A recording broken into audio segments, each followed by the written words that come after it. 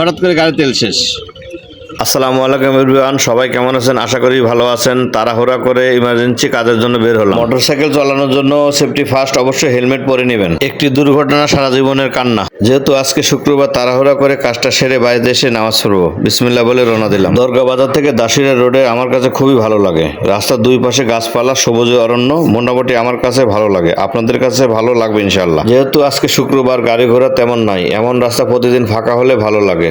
কোনো স্থানে গেলে এমন ফাঁকা হলে বেশি সময় লাগবে না। আর কিছুটা পথ গেলে আমি দাসুরিয়া পৌঁছাবো। আমার কাজ আজকে দাসুরিয়া বাজারে। দ্রুত কাজ শেষ করে বাসায় পৌঁছাবো। কপাল খারাপ হলে যা হয়, ইমার্জেন্সি একটা কাজে যাচ্ছি, হঠাৎ করে গাড়ি তেল শেষ।